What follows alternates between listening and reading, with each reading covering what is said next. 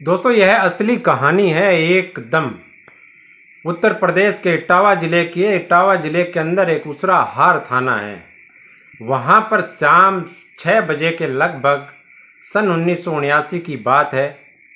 एक बुजुर्ग किसान जो यानी मैले कुचले कपड़े पहने हुए थे, कपड़ों पे कीचड़ लगा हुआ था, पैरों में चप्पल नहीं थी। उसकी उम्र रही होगी लगभग 75 साल के आसपास। वह थाने के बाहर आकर के खड़ा हो जाता है। उसकी हिम्मत नहीं होती कि वह थाने के अंदर जाए। तो थाने के बाहर जो संतरी खड़ा रहता है, वो संतरी उसको काफ़ी देर से देख रहा है। तो उसने कहा कि क्या हुआ, आप यानी यहाँ पे कैसे कुछ आए। तो वह पहले तो थोड़ा सा घबरा जाता है किसान, क्योंकि किसानों के बहुत कम मामले होते हैं कि पुलिस वालों के पास में जाना पड़े। उसके बाद में वो दोबारा पूछता है कि क्या हुआ। तो वह धीरे से कहता है कि साहब मेरी किसी ने जेब काट ली और मेरी जेब में पैसे थे, तो मैं रपट लिखवाने के लिए आया हूँ। तो थोड़ी दूर पर लॉन के अंदर एक यानी हवलदार जो है वो टेबल कुर्सी पर बैठा था। तो वह यानी खड़ा हो जाता है थोड़ा सा और दूर से ही बोलता है कि अरे बाबा इधर आओ, किसने आपकी जेब काट ली, क्या था। तो वह किसान धीरे धीरे थाने के अंदर चला जाता है उस हेड कांस्टेबल के पास में। तो हेड कांस्टेबल यह बोलता है कि यानी कि आपकी कैसे हुआ, पूरा वाक्य मुझे बताओ। तो वह किसान जो है दोनों हाथ जोड़ करके बोलता है कि साहब मैं जो है यानी मेरठ से आया था इटावा बैल खरीदने के लिए, लेकिन किसी चोर उचक्के ने मेरी जेब काट ली। तो आप जो है थाने में रपट लिख लीजिए और उस चोर उचक्के को पकड़ करके मेरे पैसे जो हैं वो वापस दिला दीजिए। अब हेड कांस्टेबल जो था, पुलिसकर्मी आप जानते हैं कि कितना और कैसा व्यवहार करते हैं आम आदमी के साथ में। यह हमारे भारत की सदियों पुरानी यानी समस्या रही है कि आम आदमी को चाहे वो किसी भी दफ्तर में जाता है तो उसके साथ में वैसा ही व्यवहार हो जाता है। तो दोस्तों पूरी कहानी आप ज़रूर यानी इसको सुनते रहिए। मैं हूं राजकुमार स्वामी। बहुत ही रोचक कहानी है और कहानी सुनने के बाद आप चैनल को सब्सक्राइब कर सकते हैं। तो दोस्तों जब हेड कांस्टेबल उनसे यह पूछता है कि आप यानी कहाँ के रहने वाले हैं, तो किसान कहता है कि साहब मैं मेरठ का रहने वाला हूँ। तो वही पुलिसकर्मियों के सवाल जवाब शुरू हो जाते हैं कि आप इटावा क्यों आए जब आप मेरठ के रहने वाले हैं।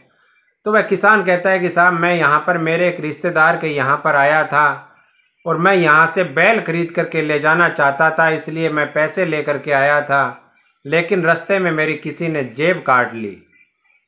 तो अब पुलिसकर्मी कहता है कि कितने रुपए थे, आप मेरठ से यहाँ क्यों आए बैल खरीदने के लिए, क्या मेरठ में बैल मिलते नहीं थे।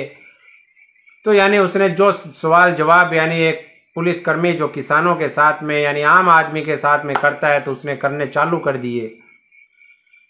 अब काफ़ी देर हो गई इस बात को और काफ़ी देर हो गई। तो बाद में वो किसान जो है थोड़ी दूर लॉन में जा कर के बैठ जाता है। तो एक जो पुलिसकर्मी बाहर खड़ा था वह आकर के उससे कहता है कि बाबा जी ऐसे तो कोई रपट नहीं लिखी जाएगी।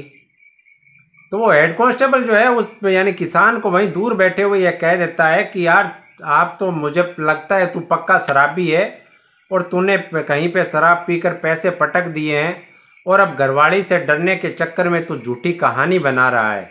लेकिन वो किसान जेब दिखाता है कि देखिए साहब मेरी जेब कटी हुई है सच में, लेकिन वो हेड कांस्टेबल नहीं मानता। अब उस किसान को बैठे देख कर के क्या है वो पुलिसकर्मी पास में आकर के दूसरा ये कहता है कि चलो मैं आपकी रपट लिखा दूंगा, लेकिन कुछ खर्चा पानी देना पड़ेगा। अब किसान ये कहता है कि साहब मेरे पास तो जेब में 1 रुपया नहीं है, मैं खर्चा पानी कहाँ से दूंगा। तो वो पुलिसकर्मी पहले जो है ज़्यादा पैसे मांगता है कि नहीं इतने रुपए तो आपको देने पड़ेंगे, लेकिन बात आखिर में जाकर के 35 रुपये पर सेट हो जाती है, क्योंकि उस समय 35 रुपये बहुत थे 1979 में। अब 35 रुपये में जब बात सेट हो जाती है तो वो पुलिसकर्मी उसी हेड कांस्टेबल के पास जाकर के कहता है कि साहब रपट लिख दीजिए। तो हेड कांस्टेबल भी समझ जाता है कि मामला सेट हो गया है। अब वो एक कागज़ पेन लेकर के और उससे पूरी बातें पूछता है किसान से कि कहाँ से गया था, कैसे हुआ था। तो किसान बताते जाता है और हेड कांस्टेबल जो है रपट लिख देता है।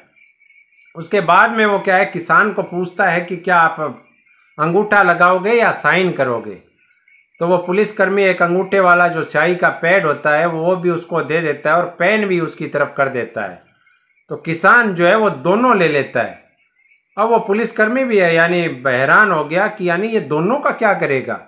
वे अगर अनपढ़ है तो अंगूठा लगा देगा, स्याही पेड लेता, लेकिन इसने तो पेड भी ले लिया और पेन भी ले लिया। तो जब वो यानी उस पर क्या करता है, पहले तो वह एक अपनी जेब से एक मोहर निकालता है वो किसान जो है।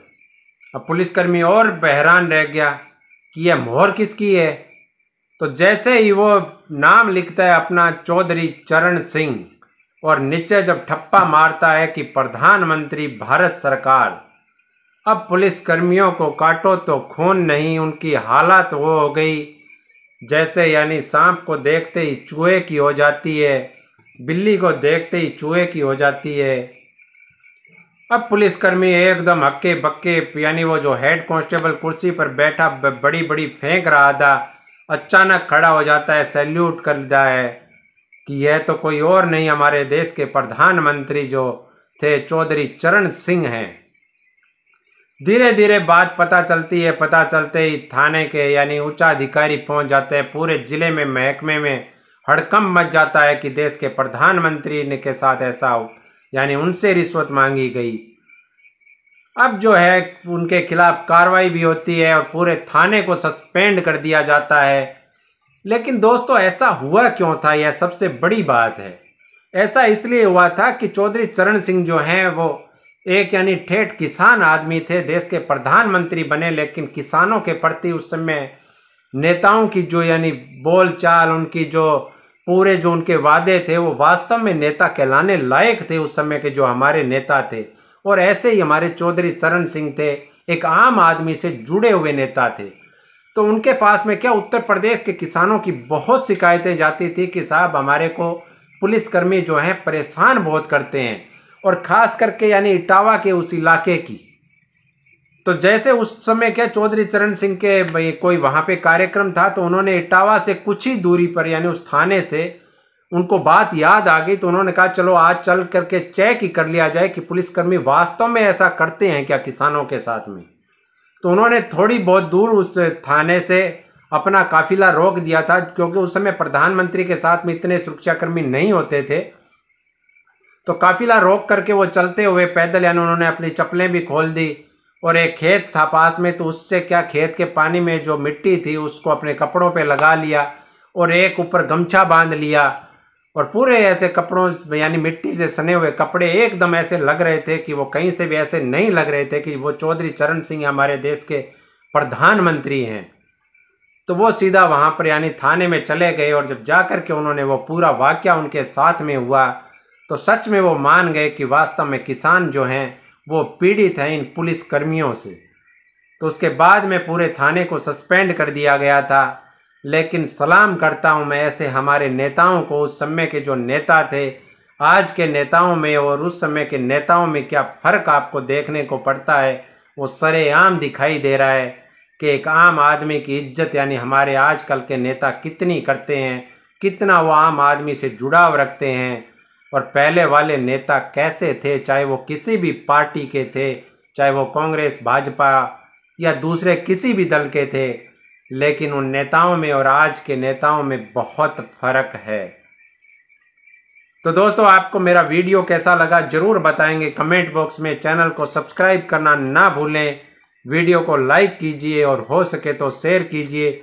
जय हिंद, जय भारत।